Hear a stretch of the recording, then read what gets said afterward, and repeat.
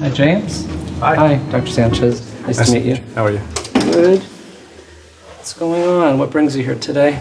So I actually just came back from a health fair over at the university, and well, they were giving away a free pen, so I said, why not? But they were asking a few health questions, and based on some of the answers that I gave, they said that it would probably be a good idea to come see you. So, Okay. Here. Great. I'm glad you came. Thanks. Before we get into the content of the survey, let me just get to know you a little better. So you said you're a university student right now? Yeah, I'm a senior. You're a senior. Okay, great. And what's your living situation like now?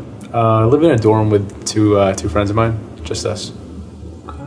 And your family is nearby? Yeah, maybe like 5-10 miles away, but don't see them often. Just kind of trying to enjoy. Okay. All right, well, let me ask you some questions relevant to your medical history, okay? Just so I can get a little more medical information about you. Do you have any history of medical problems, such as hypertension, diabetes? I'm pretty much healthy. I don't really have anything. Okay. Any surgeries in your past? No. Okay. Do you currently take any medicines? Just a daily multivitamin, but other than that, no. Any supplements? No, Do you have any allergies to foods or medicines? I do not. Okay. And you mentioned you have two parents, correct? I do. Yep. Do they have any medical problems, such as high blood pressure, diabetes, any cancers? Actually, yeah.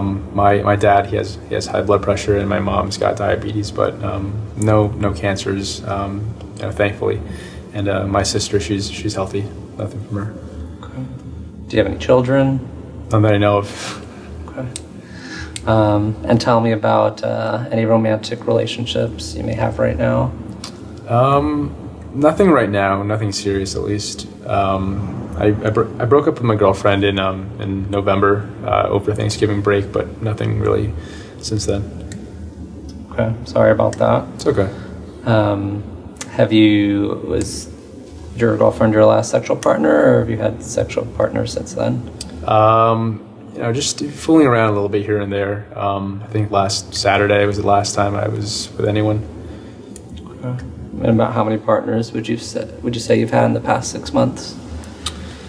Honestly, quite a bit. I'd say maybe 2 new partners each month, so 12-ish.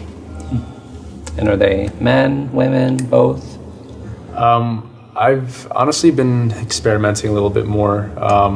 Mostly men, a few girls here and there.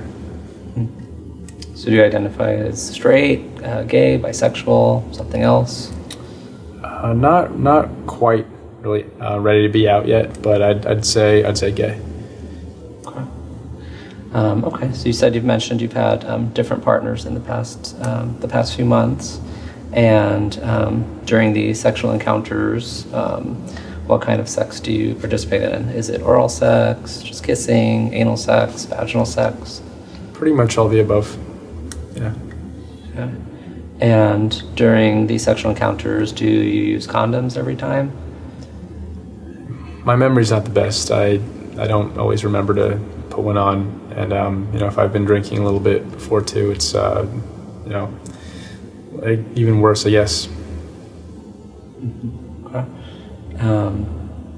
Do you use any other substances before an encounter? You mentioned alcohol. Do you use marijuana, crystal meth, any other illicit substances? I mean, I smoke pot every once in a while. Nothing too crazy though. I don't use any, crystal meth or coke or anything like that. Okay. Have you ever been diagnosed with a sexually transmitted infection like HIV, syphilis, chlamydia, gonorrhea?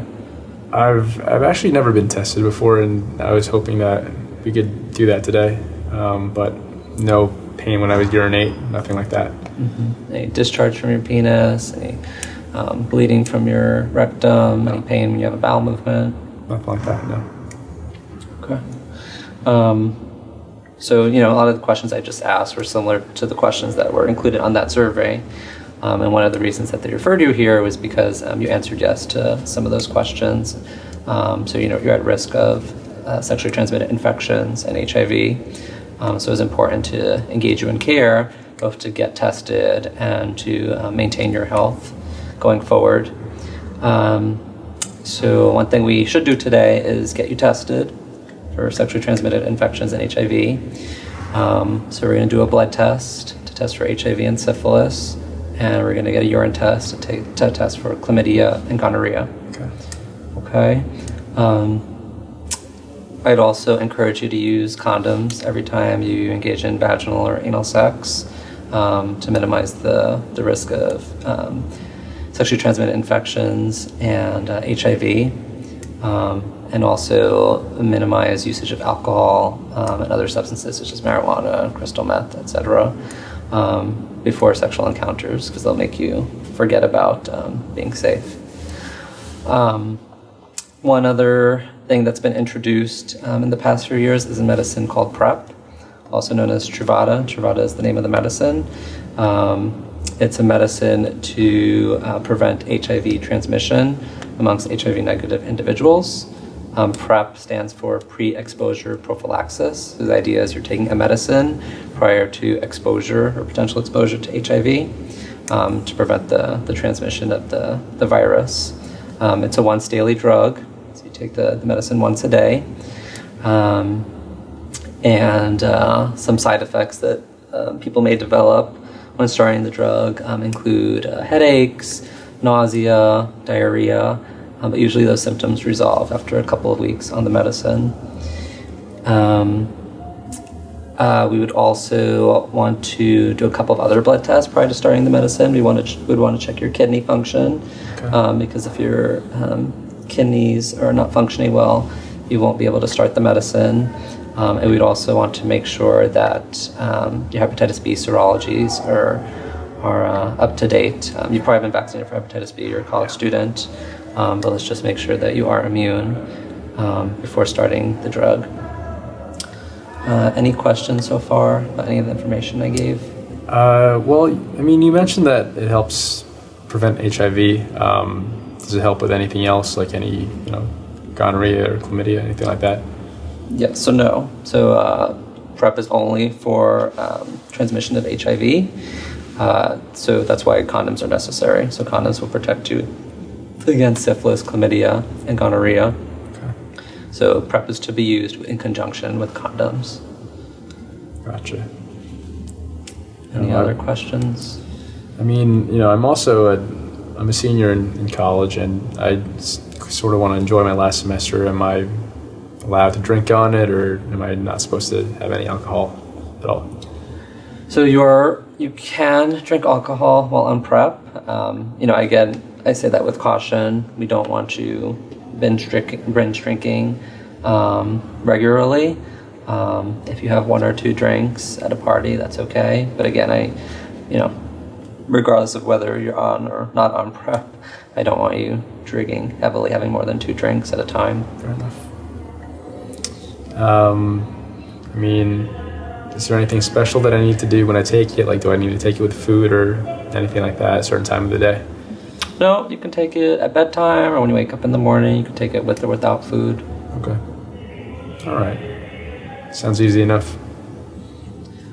Okay, so I'm going to introduce you to my nurse here. She's going to help facilitate the testing today, the blood work, urine testing. She's going to provide you with some pamphlets with information about the drug. I'm going to provide you with the 90-day supply of the medicine, and then I'll need to see you in 3 months to see how you're doing with the medicine and to repeat testing and make sure that you haven't acquired any sexually transmitted infections or HIV. Okay, sounds good. All right, well, it's nice meeting you. You too. I'll see you in 3 months. Thanks. Appreciate it. Hi, James. How you doing? Good. How have you been? Good. Good to see you. You too. How's school? Not too bad. Got a few more weeks left. Ready to graduate. Got a job lined up, so excited. Okay. Congratulations. Thank you. So the last time we spoke, we started you on PrEP, Truvada. Your HIV testing and STI testings were negative. How have things been working out with the medicine? Pretty good actually. I take it pretty much every day. I think maybe I miss a day or two if it gets busy, but I'm pretty regular. I only really had some nausea and vomiting maybe my first 2 weeks, but it's hasn't been bothering me pretty much since then. Okay. Well, all of your testing today came back negative in terms of chlamydia, gonorrhea, HIV.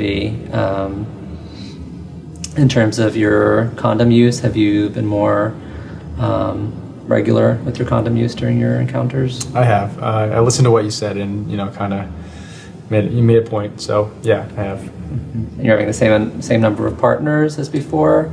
You said I think last time about a couple of partners a month. Is that still holding true? I've been seeing someone kind of seriously for the past 2 months. So it's just been with them, and I'm pretty sure it's just them with me. But that's actually one of the questions I wanted to ask. Do I have to stay on PrEP for forever, or is there a time when I can come off? Okay. Okay, so say that again. So you've been seeing someone for how long now? Around 2 months. And is this a monogamous relationship? Yeah, I think so. So for the past 2 months, you haven't been with anyone else? I haven't, no. And your partner told you they have not been with anyone else in the past 2 months? Okay. And the intention is for you to remain monogamous in the near future or indefinitely? Yes. Okay. And do you know your partner's HIV status? Actually, yeah, we got tested together at a health fair actually a few weeks ago. So we've just been with each other, and we were negative. Okay. So you were tested a few weeks ago. So had it been 4 weeks since both of your encounters with a different person? Just about. Yeah. Okay. Well, so discontinuation of PrEP, that would be one reason why you would discontinue PrEP if you're in a monogamous relationship with an HIV negative person. I want you to be confident that you're both HIV negative. So, we always recommend testing at least 4 weeks after your last encounter with a different individual. So if you and your partner are both confident that that's true when you were tested, then, I feel comfortable taking you off PrEP. And definitely come back for routine sexual health care. We can still have you HIV tested today and in the future, just to maintain your health status. It'll be great to see you in about 3 to 6 months, just to make sure that you're still doing well and your sexual health remains healthy. Great. Any other questions? Actually, yeah. I was able to fill the prescription, but it was kind of expensive. If I do decide that I do want to stay on it, is there anything that I can do to kind of help the costs, or maybe get it at a discount, anything like that? Okay. Well, if you decide to continue taking it, there are resources that are provided through Gilead, the manufacturer for the medication. Okay. For individuals whose insurance doesn't completely cover the medication, or for individuals that need assistance with repeat visits for testing or co-pays, Gilead can help provide financial resources for that. So I can link you with our case manager here, and she can help you fill out an application with Gilead to have your costs covered. Great. I think the only one I have is I do take it pretty much every day, but I really want to get better with taking it. Is there anything that you can suggest to help me remember, or any way of making me better at taking medication in general? Sure. So so sometimes people have difficulty remembering to take their medication. Mm-hmm. There are apps you can download to your phone that serve as medication reminders. Some individuals place a pill bottle by their toothbrush every time they brush their teeth. They remember to take their medicine, or it serves as a reminder. Some people purchase a pill box that they carry with them just for convenience. So in conjunction with their phone or computer reminder, they have the pills on hand to take them once a day. Sounds good. Okay, I'll try those. Any other questions? Not for me right now. You answered all of them. Okay. All All right, well, I'll see you in 3 to 6 months and check in, see how you're doing, okay? Sounds good. All right, it's good seeing you. You too.